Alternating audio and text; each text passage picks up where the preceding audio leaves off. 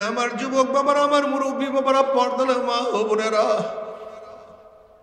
বাবারা দুনিয়া কিছু না, দুনিয়া একটা স্বপ্নের জিনিস। কবে জন্ম হইলাম, কবে দাঁত উঠলো, কবে দাঁত পড়লো, আবেগ কবে দাঁত উঠলো, আবার কবে কোন তারিখের থেকে দাড়ি উঠা শুরু করলো, আবার কবে কোন তারিখের থেকে কাঁচা দাড়ির মধ্যে কোন রং তুলি সাদা রং লাগানো শুরু করলো, কে চোখের পাওয়ার হরণ করতে আছে, কে কানকে দুর্বল করিয়া ফেলাইতে আছে, কে হাতের শক্তি রহিত করে, কে মাজা কোমরকে ঝুঁকাইয়া ফেলায়।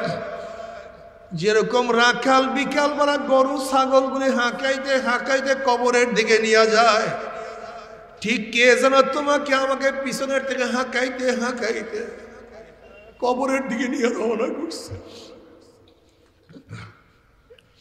ও আমার ছাত্র বাবারা, তুমি ভাবছো হুজুর বুড়া হইয়া মাওলার ইবাদত করব, আমি তো মাত্র টেনে পড়ি। ও আমার ছাত্র, ওরা টেনের ছেলেরা কি দুনিয়ার থেকে বিদায় হয় নাই? ও আমার নাইনের ছাত্র বাবারা, 8-এর ছেলেরাও কি দুনিয়ার থেকে বিদায় হয় নাই? ও আমার 8-এর ছাত্র বাবারা, 7-এর ছেলেরাও কি দুনিয়ার থেকে বিদায় হয় নাই? ও বাবা, তুমি এখন আমার মাওলাকে সিজদা করবে না, অথচ তোমার সন্তানের লাশ তোমার কাঁধের উপরে উঠিয়া গেছে।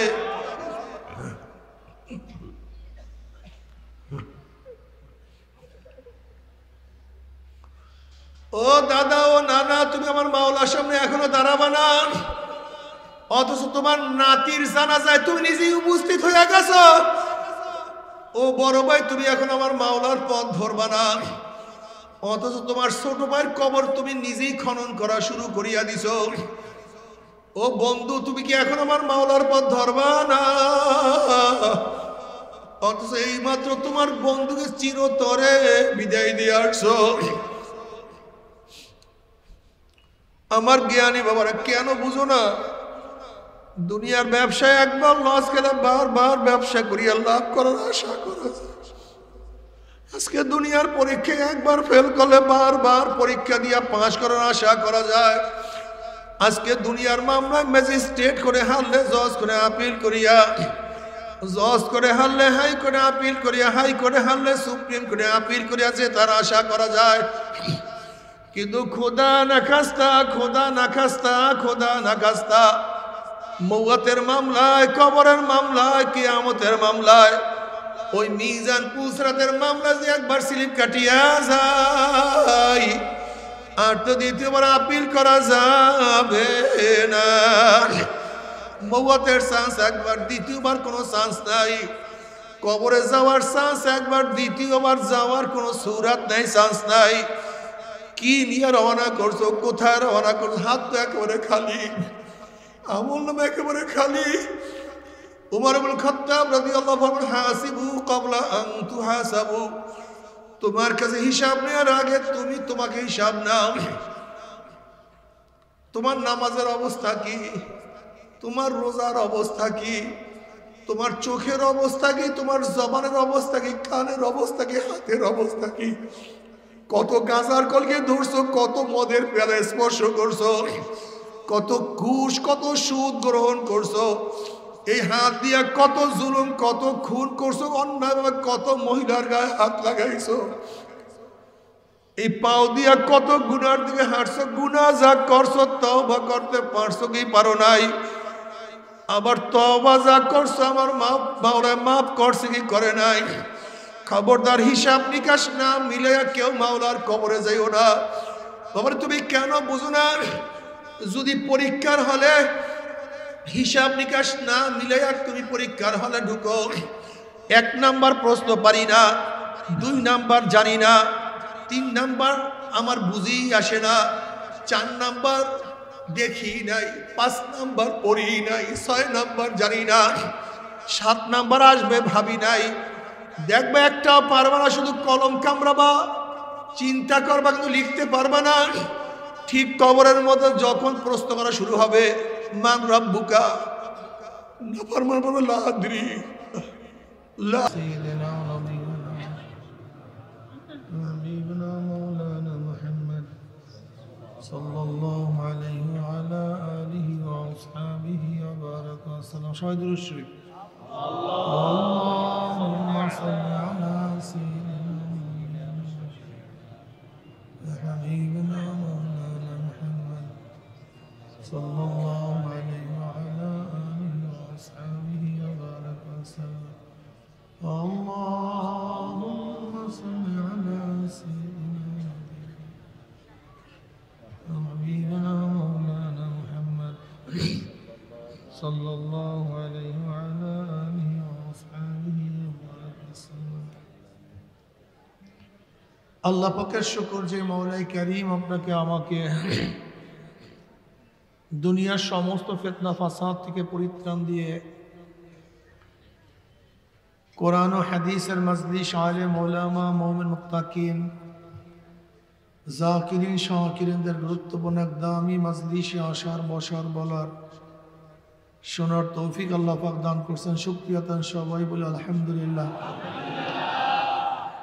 এই মুহূর্তে কত মানুষ স্কোয়াটারের মধ্যে, এই মুহূর্তে কত মানুষ বারে মদ পান করে ভুট হয়ে পড়ে আছে, এই মুহূর্তে কত মানুষ জুয়ার আড্ডার মধ্যে, এই মুহূর্তে কত মানুষ সাগরের গুনার সাগরের মধ্যে ডুবান্ত অবস্থায় আছে এই মুহূর্তে। কিন্তু আল্লাহ পাক আপনাকে আমাকে ওদের অন্তর্ভুক্ত না করে এই মুমিনিন জাকিরিন শাকিরিন আবিদিন সালিহিন উলামায়ে কেরাম দামি এক মজলিস, যেই মজলিস এত দামি এত গুরুত্বপূর্ণ গোটা এরিয়াকে ফেরেশতারা ঘিরিয়া ফেলাইছে। পাকনা দিয়া ঘিরতে ঘিরতে প্রথম আসমান পর্যন্ত গোটা এরিয়াকে ফেরেশতারা ঘিরিয়া ফেলাইছে। এই মজলিসকে কেন্দ্র করে আল্লাহ পাক ফেরেশতাদের মধ্যে ঘোষণা দেন, উশহিদুকুম আন্নী কাদ গফারতু লাহুম। ফেরেশতারা সাক্ষী থাক গোটা মজলিসের বান্দাদের গুনাহ সব মাফ করে দিয়েছে। অন্য রওয়ায়াতের মধ্যে আছে মা মিন কওমিন ইসতামাউ ইয়াসমুল্লাহ তাআলা লা ইউরিদুনা বিযালিকা ইল্লা ওয়াজহাহু ইল্লা নাদাহু মুনাদিন মিনাস সামাই আন কুমু মাগফুরাল লাকুম ক্বাদ বুদ্দিলাস সাইয়্যাতুম হাসানাত।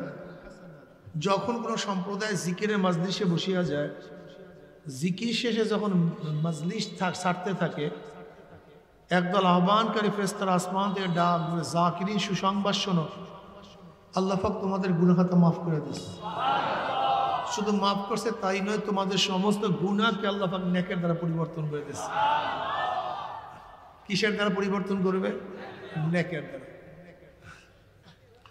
যার মধ্যে তিনটা গুণ থাকবে। কয়টা গুণ বলেন? তার সমস্ত গুনাহকে আল্লাহ পাক নেকের দ্বারা পরিবর্তন করে দেবেন।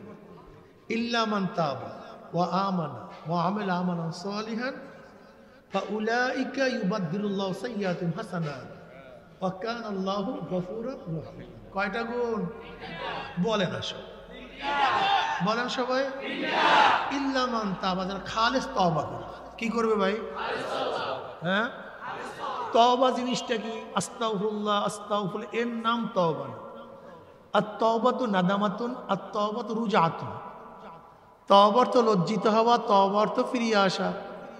যেমন তোমার আমার বাবা আদম আলাইহিস সালাতু ওয়াস সালাম গুনাহ করেন, একটা ভুল করছিলেন। কি করছিলেন? গুনার ভুলের মধ্যে পার্থক্যটা কি এটা বুঝতে হবে তোমাকে আমার। সমস্ত নবীরা মাসুম, সমস্ত নবীরা নিষ্পাপ। সমস্ত নবীরা কি ভাই? নিষ্পাপ, মাসুম। নবীদের মধ্যে মৌলিক, সমস্ত নবীদের মধ্যে দুইটা গুণ, আমার নবীর মধ্যে মৌলিক তিনটা গুণ। সমস্ত নবীর মধ্যে কয়টা গুণ? আমার নবীর মধ্যে তিনটা গুণ। সমস্ত নবীরা নবী, নবী নূহ একজন মানুষ এবং নবী, নবুয়াত একটা গুণ। নবী ইব্রাহিম আলাইহিস সালাত নবুয়াত একটা গুণ। নবী মুসা আলাইহিস সালাত একজন ব্যক্তি, কিন্তু তার নবুয়াত একটা গুণ, ঠিক না? নবীদের এই একটা গুণ পাইলাম। আর একটা কি? নবীরা মাসুম, সমস্ত নবীরা নিষ্পাপ। জোরে বলেন ভাই। কোন নবী গুনাহগার না, সবাই নিষ্পাপ। এই সমস্ত নবীদের মধ্যে দুইটা গুণ, একটা হলো নবী এবং কি নিষ্পাপ। আমার নবীর মধ্যে কয়টা গুণ? তিনটা। আমার নবী নবী, নিষ্পাপ, শেষ নবী। বলেন কি নবী? নবী মুসা নবী কিন্তু শেষ না। নবী ঈসা নবী কিন্তু নবী নূহ নবী, কিন্তু নবী আদম নবী, কিন্তু আমার নবী নবীও শেষ নবী। এবার আসুন, নবীকে নবী মানছেন, নিষ্পাপ মানেন নাই, কি মানছেন? নবী মানছেন। নবী ঠিক আছে, নবী নবী ঠিক আছে, নবী নবী নবী ঠিক আছে, কিন্তু নিষ্পাপ না। যদি নিষ্পাপ গুণ না মানেন তাহলে আহলে সুন্নাত ওয়াল জামাত থেকে বের হয়ে যাবেন। আপনার আহলে সুন্নাত জামাতে থাকতে পারবেন, ঠিক না? আবার আমার নবীকে নবী মানছেন, কিন্তু শেষ নবী মানেন নাই। কি মানছেন? নবীকে নবী মানছেন, নিষ্পাপ মানছেন, আর একটা গুণ কি বলছিলাম? এইটা মানেন নাই, আপনার বেঈমান হয়ে গেছে। কাদিয়ানির নবীকে নবী মানে কি মানে না? কথা বলে না, ঘটনা কি ঘুমাই পড়ছেন সবাই? নবী মানে কি মানে না? নিষ্পাপ মানে কি মানে না? কিন্তু আমার নবী কি মানে না? এর জন্য বেঈমান হয়ে গেছে। নবীকে শুধু একটা গুণে মানলে হবে না, নবীদের যতগুলি গুণ আছে সমস্ত গুণে তাকে গুণান্বিত করতে হবে। বুঝাতে পারছি? নবীকে নবী মানছেন, নিষ্পাপ মানেন নাই, আপনি আহলে সুন্নাত ওয়াল জামাত থেকে বের হয়ে যাবেন। সাহাবাদেরকে সাহাবী মানছেন, কিন্তু মিয়ারে হক মানেন নাই, সত্যের মাপকাঠি মানেন নাই, আপনি আহলে সুন্নাত ওয়াল জামাত থেকে বের হয়ে গেছে। কথাটা বুঝাতে পারি? যদি সাহাবাদেরকে সত্যের মাপকাঠি না মানেন, সব জায়গায় ভেজাল লাগবে। কত জায়গায় ভেজাল লাগবে? এই সব জায়গায় ভেজাল লাগবে, বিশ্বাস হয় না। ধরে নেন, একজন ব্যক্তি আমার কাছে প্রশ্ন করছে, ইহুদি বা খ্রিস্টান, একজন পণ্ডিত। খুব ভালো মতো খেয়াল করবেন, শুনবেন, কথাগুলি বোঝার চেষ্টা করবেন। আমরা অনেক সময় আবেগে অনেক কথা উড়িয়ে দিই। এই আবেগে কোনো কথা উড়ানো যাবে না বাবা, খুব ভালো মতো বোঝার চেষ্টা করবো। একজন ইহুদি বা খ্রিস্টান বা নাস্তিক পণ্ডিত, খুব জ্ঞানী, আমাকে প্রশ্ন করছে, এই বইটা কি আপনি লিখছেন? কি প্রশ্ন করছে? এই বইটা কি আপনি লিখছেন? আমি কি বললাম? হ্যাঁ ভাই আমি লিখছি, আমি লিখছি। সে দ্বিতীয়বার প্রশ্ন করছে, যাহা লিখছেন সব কি ঠিক? আমি বললাম অবশ্যই ঠিক। যদি ঠিকই না হয় আমার দৃষ্টিতে আমি লিখলাম কেন? এবার সে পাল্টা প্রশ্ন করছে, তা মুআবিয়া রাদিয়াল্লাহু তাআলা সম্পর্কে যা লিখছেন তাও কি ঠিক? আমি বললাম হ্যাঁ এটাও তো ঠিক। এবার সে পাল্টা প্রশ্ন করছে, মুআবিয়া রাদিয়াল্লাহু তাআলা কি কাতেব ওহী? আমি কি বলবো? সে কি ওহী লিখছেন? আমি কি বলবো? ওহী লেখে না, আপনারা লেখেন। আমি কি জবাব দেব? এখন সেই পণ্ডিত যদি আমাকে বলে মুআবিয়া রাদিয়াল্লাহু সম্পর্কে আপনি যা লিখছেন সে লোকটা ভালো না, কিন্তু সে তো কাতেবে ওহী লিখছে, লোকটা ভালো না, আপনি নিজে বলছেন, আপনি নিজে লিখছেন কলম দ্বারা, অথচ কোরআন সে লিখছে, ওহী সে লিখছে। যেহেতু লোকটা ভালো না, কিন্তু তার তরফ থেকে কিছু যে ঢুকায় নাই কোরআনের মধ্যে, এরকম কি দলিল আপনার কাছে আছে বলেন? কি অবস্থা কি বলেন তো? বেজাল লাগছে? হ্যাঁ, সন্দেহ লাগছে? দেখেন, আপনি ব্যাপারটা খুব সহজ মনে করছেন, আসলে ব্যাপারটা কিন্তু খুব সহজ না, অনেক কঠিন। রাগ করিয়েন না, বোঝার চেষ্টা করেন। আপনি এখন আমাকে প্রশ্ন করছেন তো ইতিহাস, ইতিহাস তো এই কথা বলে। আমি বলবো ভাই ইতিহাস এই কথা বলে, ইতিহাস কি সত্য? ইতিহাস কি সত্য? ইতিহাস কি সত্য? দেখেন, একটা প্রশ্ন করি, জবাব দিলেই বুঝবেন। আচ্ছা, শেখ সাহেবের ইতিহাস যদি জিয়াউর রহমানের ভক্তরা লেখে, তা কি লিখবে বলেন তো? উনি মুক্তিযোদ্ধা ছিলেন না, উনি 25শে মার্চের রাত্রে কেন অ্যারেস্ট হলেন? উনি যোগসূত্রে তারপর অ্যারেস্ট হয়েছেন। উনি যুদ্ধ করেন, পাকিস্তানে গিয়ে আরাম আয়েশে কাটাইছেন। ওনারা যারা ছিলেন, ওনার সাগরেদরা সবাই ক্যালকাটায় স্কোয়াটারের মধ্যে, বারের মধ্যে মদ পান করছে আর ফষ্টিনষ্টির মধ্যে লিপ্ত ছিল। ভারত কর্তৃক সমস্ত মুক্তিযোদ্ধাদের এই সমস্ত সেফাত গুণ দেওয়া হয়েছে, পদবি দেওয়া হয়েছে।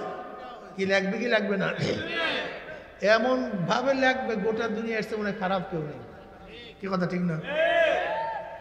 আবার যদি শেখ সাহেবের কোনো ভক্তের মাধ্যমে জিয়াউর রহমান ইতিহাস লিখতে দেয় তা কি বলবে? যে কিসের, এর কিন্তু মুক্তিযোদ্ধাই না, এ তো পাকিস্তানের দোসর ছিল, পাকিস্তানের সাথে যোগসূত্র ছিল, এই তো জিয়াউর রহমান তো শেখ হাসিনাকে হত্যা করছে, আবার শেখকে হত্যা করছে। আমি যাবি চরম লাগবে কি লাগবে কি লাগবে না? কি বুঝলেন? শত্রু ইতিহাস লিখলে সেই ইতিহাস ঠিক থাকে না। এ ব্যাপার সবাই একমত না দ্বিমত? ইতিহাস যে ঠিক নেই তার প্রমাণ এখন নেই। ৭১-এর ঘটনা দেখার মতো লোক এখানেও আছে, ৭১-এর ঘটনা দেখার মতো লোক এখানেও আছে। কিন্তু এরপরে বাংলাদেশে ৭১-এর ইতিহাস হাজার হাজার, কিন্তু সব ইতিহাস কি এক না ভিন্ন? ঘটনা কি ভিন্ন হবে কেন? ৭১-এর ঘটনা দেখার মতো হাজারো লোক থাকা সত্ত্বেও ভিন্ন হবে কেন? কি বুঝলেন? যে যেই মেজাজের ইতিহাস সেই কি হয়ে গেছে, সেই মেজাজ হয়ে গেছে। এবার আসুন, ইহুদির ইসলামের দুশ্মন না বন্ধু? খ্রিস্টানরা, মুশরিকরা, নাস্তিকরা। সিপ্পির ইতিহাস আপনি দেখছেন? সিপ্পির ঘটনা আপনি দেখছেন? জঙ্গে জামালের ঘটনা আপনারা দেখছেন? দেখেন নেই। অথচ যা দেখছে সেই ইতিহাস বিকৃত হয়ে গেছে। আর যে জঙ্গে জামাল, জঙ্গে সিপ্পির ইতিহাস দেখি নাই, সেই ইতিহাস হুবাহু ঠিক আছে, এর প্রমাণ কি আছে আপনার কাছে? এটা বলে নাকি? ইতিহাস লেখো খ্রিস্টানরা, ইতিহাস লেখছো তো ইহুদিরা, ইতিহাস লেখছো তো নাস্তিকেরা। সেই ইতিহাসের মধ্যে আপনার বিরুদ্ধে, আমার বিরুদ্ধে, উসমান রাদিয়াল্লাহু বিরুদ্ধে, মুআবিয়া রাদিয়াল্লাহু বিরুদ্ধে, আলী মুর্তজা রাদিয়াল্লাহু বিরুদ্ধে দুই একটা কলম ঢুকায় নাই, এর প্রমাণ আপনার কাছে কি আছে বলুন আপনি? আপনি খ্রিস্টান ও ইহুদি নাস্তিকদের ইতিহাস পর্যালোচনা করে সাহাবীদেরকে আপনি কুৎসা বলবেন, মন্তব্য করবেন, ইমানের খতরা। ইমানের মধ্যে ভেজাল লাগবে, কিন্তু বিশ্বাস হয় না। আল্লাহ পাক কালামে পাকের মধ্যে ফরমান আমিনু কামা আমানান নাস, ঈমান আনো যেইভাবে মানুষরা ঈমান আনছে। এই মানুষগুলি কারা? না নবী নূহর উম্মত নাকি? নবী মুসার উম্মত, নবী ঈসার উম্মত? এই মানুষ কারা? তাই নবীর জমানার পরের উম্মত নাকি? আমিনু কামা আমানান নাস, এরা কারা? এতটুকু বুঝেন না? আমিনু কামা আমানান নাস, আলিফ লাম আহাদে খারিজি, মাহুদি খারেজ করা। আমিনু কামা আমানাস সাহাবা, ঈমান আনো যে সাহাবার ঈমান আনছে। সাহাবাদের ঈমান মডেল, মিসাল, মডেল বুঝেন তো? বিদেশ থেকে বায়ার আসছে। কে আসছে? বায়ার। 1 কোটি পিস মাল নিবে আপনার কাছ থেকে। স্যাম্পল দেখান। এই স্যাম্পল, এইটা কি? দস্তখত করছেন, দস্তখত। এই স্যাম্পল রেখে দিয়েছে। 1 বছর পরে প্রোডাকশন দিবেন, মাল সাপ্লাই দিবেন। ওই যে 1 বছর আগে যে স্যাম্পলের মধ্যে দস্তখত, সেই স্যাম্পল নিয়ে আসবে কি আসবে না? এখন এই বর্তমান মালের সাথে স্যাম্পল, কথা বলেন না কেন? যেটা মিলবে, যেটা মিলবে না, যেটা মিলবে, যেটা মিলবে না। ঠিক কিয়ামতের ময়দানে নবী, কিয়ামতের ময়দানে সমস্ত ঈমান, ঈমানের তুলনা করবে সাহাবাদের ঈমানের সাথে। কাদের ঈমানের সাথে? সাহাবাদের ঈমানের সাথে। যেটা মিলবে যা, যেটা মিলবে যা, ডাইরেক্ট জান্নাত। যেটা মিলবে যা, ডাইরেক্ট জান্নাত।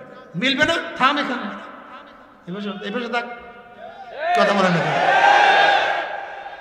যেটা মিলবে, মিলবে না।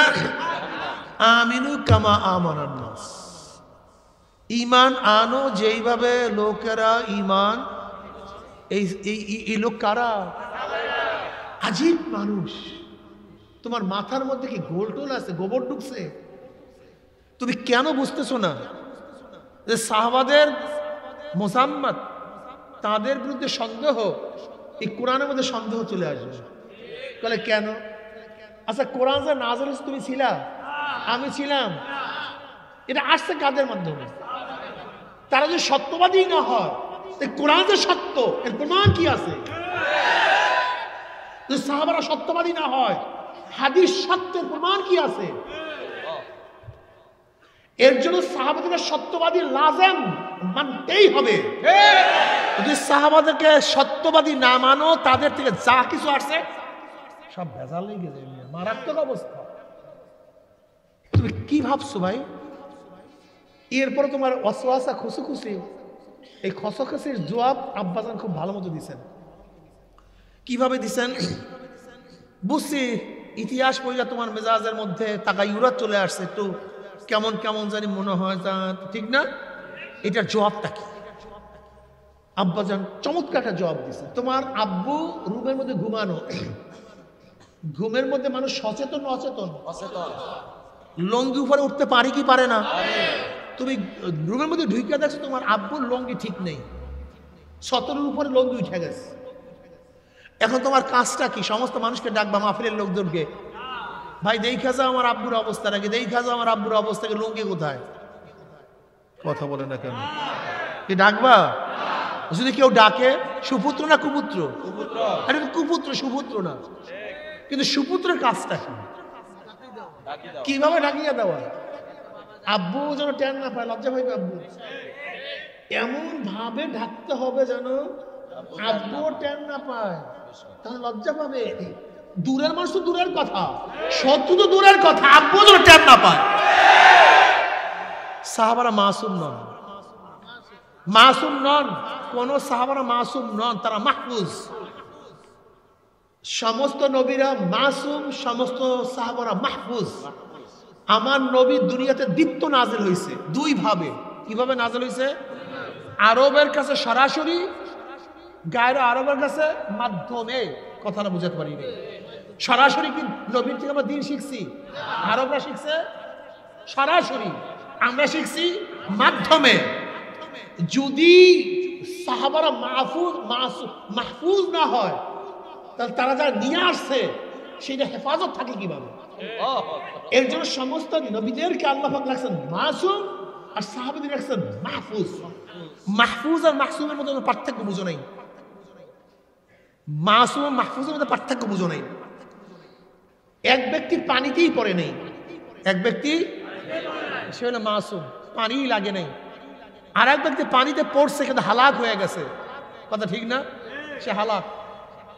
আর এক ব্যক্তি পানিতে পড়ছে, টান দিয়ে উঠে আনে, কোনো ক্ষতি হয় না। এটার নাম কি?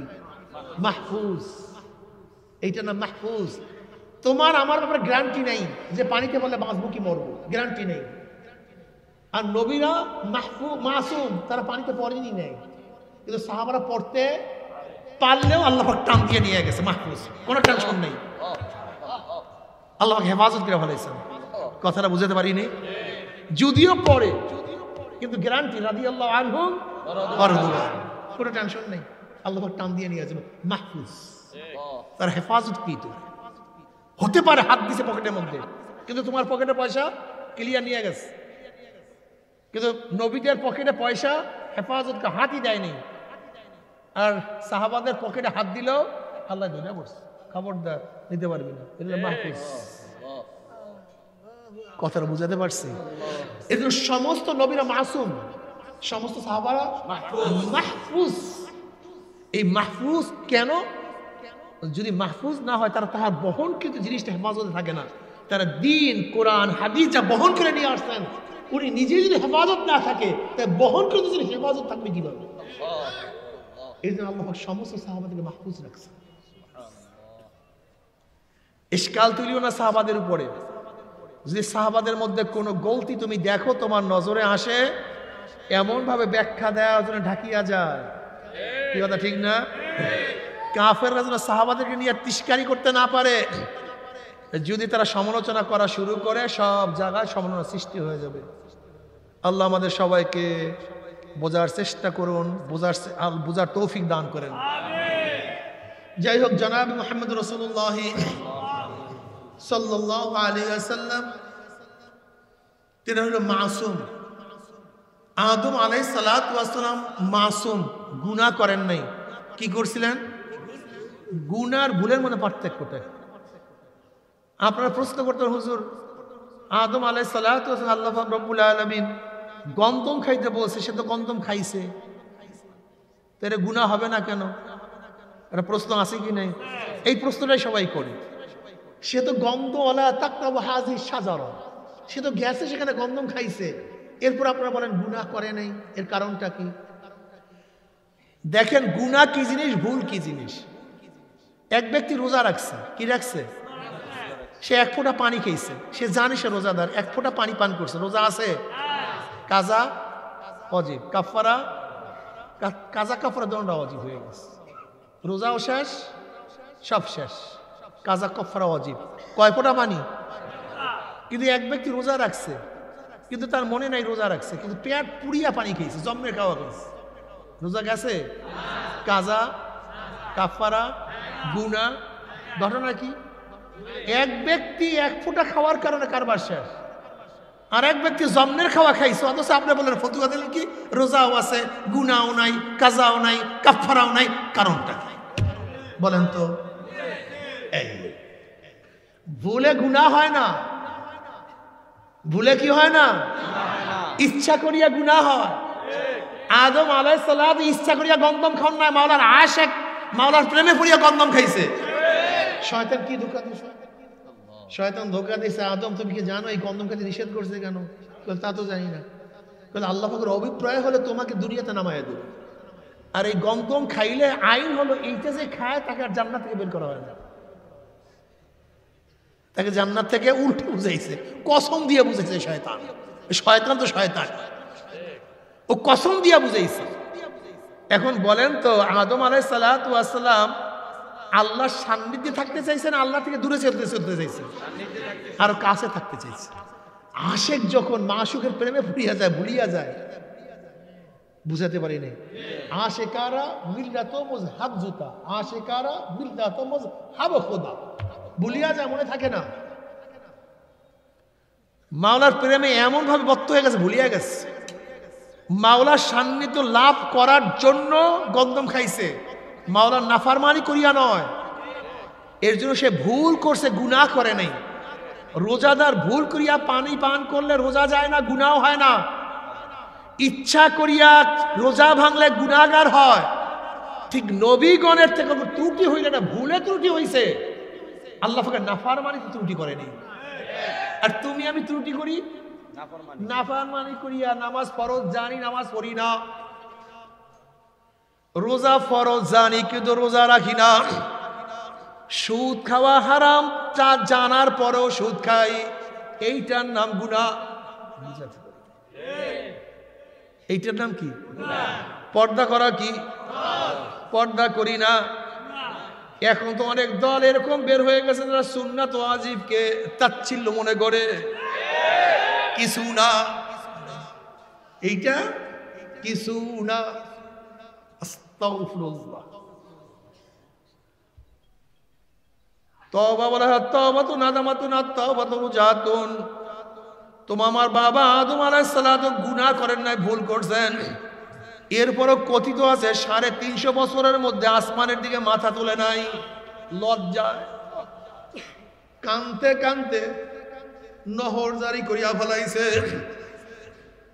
যদি আদম আলাইহিস সালাতু একটা ভুল করার কারণে এত কানতে পারে, এত লজ্জিত হইতে পারে, তাহলে তুমি আমি প্রতিদিন কত ভুল করি, কত অন্যায় করি, এরপরও চোখের মধ্যে পানি নাই, তওবা নাই, লজ্জিত হই না, মাওলার দিকে ফিরি না। এ আমার যুবক বাবারা, আমার মুরব্বী বাবারা, পর্দার মা ও বোনেরা, বাবারা দুনিয়া কিছু না, দুনিয়া একটা স্বপ্নের জিনিস। কবে জন্ম হইলাম, কবে দাঁত উঠলো, কবে দাঁত পড়লো, আবেগ কবে দাঁত তুললো, আবার কবে কোন তারিখের থেকে দাড়ি উঠা শুরু করলো, আবার কবে কোন তারিখের থেকে কাঁচা দাড়ির মধ্যে কোন রং তুলি সাদা রং লাগানো শুরু করলো, কে চোখের পাওয়ার হরণ করতে আছে, কে কানকে দুর্বল করিয়া ফেলাইতে আছে, কে হাতের শক্তি রহিত করে, কে মাজা কোমরকে ঝুঁকাইয়া ফেলায়। যেরকম রাখাল বিকাল বেলা গরু ছাগলগুলি হাঁকাইতে হাঁকাইতে কবরের দিকে নিয়ে যায়, ঠিক কে যেন তোমাকে আমাকে পিছনের থেকে হাঁকাইতে হাঁকাইতে কবরের দিকে নিয়ে রওনা করছে। ও আমার ছাত্র বাবারা, তুমি ভাবছো হুজুর বুড়া হইয়া মাওলার ইবাদত করব, আমি তো মাত্র 10-এ পড়ি। ও আমার ছাত্র, ওরা 10-এর ছেলেরা কি দুনিয়ার থেকে বিদায় হয় নাই? ও আমার 9-এর ছাত্র বাবারা, 8-এর ছেলেরাও কি দুনিয়ার থেকে বিদায় হয় নাই? ও আমার 8-এর ছাত্র বাবারা, 7-এর ছেলেরাও কি দুনিয়ার থেকে বিদায় হয় নাই? ও বাবা, তুমি এখন আমার মাওলাকে সিজদা করবে না, অথচ তোমার সন্তানের লাশ তোমার কাঁধের উপরে উঠিয়া গেছে।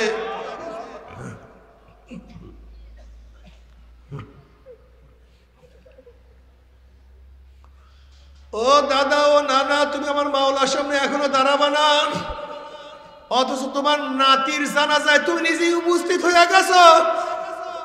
ও বড় ভাই, তুমি এখন আমার মাওলার পথ ধরবা না, অথচ তোমার ছোট ভাইয়ের কবর তুমি নিজেই খনন করা শুরু করিয়া দিছ। ও বন্ধু, তুমি কি এখন আমার মাওলার পথ ধরবা না, অথচ এই মাত্র তোমার বন্ধুকে চিরতরে বিদায় দিয়ে আসছো। আমার জ্ঞানী বাবারা, কেন বুঝো না? দুনিয়ার ব্যবসায় একবার লস গেলে বারবার ব্যবসা করিয়া লাভ করার আশা করা যায়। আজকে দুনিয়ার পরীক্ষায় একবার ফেল করলে বারবার পরীক্ষা দিয়া পাস করার আশা করা যায়। আজকে দুনিয়ার মামলায় ম্যাজিস্ট্রেট করে হারলে জজ করে আপিল করিয়া, জজ করে হারলে হাই করে আপিল করিয়া, হাই করে হারলে সুপ্রিম করে আপিল করিয়া যে তার আশা করা যায়। কিন্তু খোদা না খাস্তা, খোদা না খাস্তা, খোদা না খাস্তা, মৌয়াতের মামলায়, কবরের মামলায়, কিয়ামতের মামলায়, ওই মিজান পুসরাতের মামলা যে একবার স্লিপ কাটিয়া যায়, আর তো দ্বিতীয়বার আপিল করা যাবে না। মৌয়াতের চান্স একবার, দ্বিতীয়বার কোনো চান্স নাই। কবরে যাওয়ার চান্স একবার, দ্বিতীয়বার যাওয়ার কোনো সুরাত নাই, চান্স নাই। কি নিয়ে রওনা করছো, কোথায় রওনা করছো? হাত তো একেবারে খালি, আমল নামে একেবারে খালি। উমর ইবনে খাত্তাব রাদিয়াল্লাহু আনহু, হাসিবু ক্বাবলা আন তুহাসাবু, তোমার কাছে হিসাব নেওয়ার আগে তুমি তোমাকে হিসাব নাও। তোমার নামাজের অবস্থা কি? তোমার রোজার অবস্থা কি? তোমার চোখের অবস্থা কি? তোমার জবানের অবস্থা কি? কানের অবস্থা কি? হাতের অবস্থা কি? কত গাঁজার কলকে ধরছো, কত মদের পেয়ালা স্পর্শ করছো, কত ঘুষ, কত সুদ গ্রহণ করছো, এই হাত দিয়া কত জুলুম, কত খুন করছো, অন্যায়ভাবে কত মহিলার গায়ে হাত লাগাইছো, এই পাও দিয়া কত গুনার দিকে হাঁটছো। গুনাহ যা করছো তওবা করতে পারছো কি পারো নাই? আবার তওবা যা করছো আমার মাওলা মাফ করছে কি করে নাই? খবরদার, হিসাব নিকাশ না মিলাইয়া কেউ মাওলার কবরে যাইও না। বাবা, তুমি কেন বুঝো না?